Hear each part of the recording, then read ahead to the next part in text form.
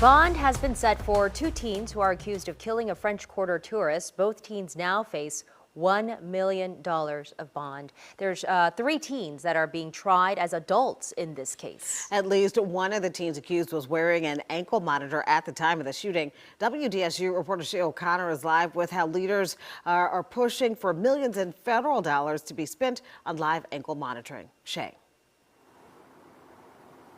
Good evening to you, Jada and Sella. Yeah, that 15-year-old who we're told was wearing an ankle monitor at the time that Christy Thibodeau was shot and killed in the French Quarter. I'm told that he actually was charged with second-degree murder today. DA Jason Williams says Christy's death could have been avoided.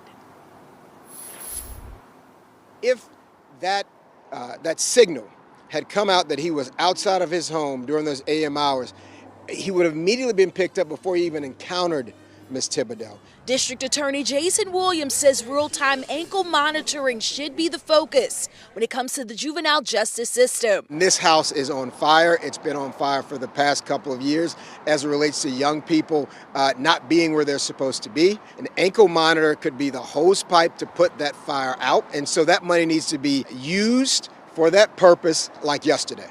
In 2022, Councilwoman Helena Moreno says the council set aside more than $4 million for juvenile services. It was recently discovered that the money had never been spent. There was this money available, but yet nothing went out the door. The Criminal Justice Commissioner says no money has been requested. I do not have any money in my budget for electronic monitoring since 2018. I think that it does a disservice to our young people who are in the criminal court justice system, as well as the people of New Orleans. Councilwoman Leslie Harris offering to help allocate those funds as quickly as possible.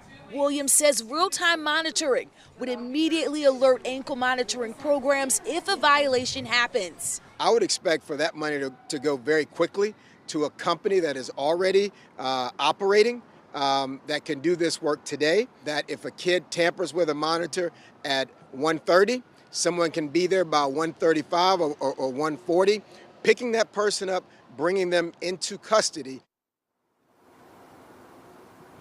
And DA Jason Williams did say that he and other officials like Councilwoman Helena Moreno have been working on a legislation that was supposed to be turned in by the end of today. They also tell me that they plan on having a plan on how this money will be allocated. We could hear more about that by the end of the month.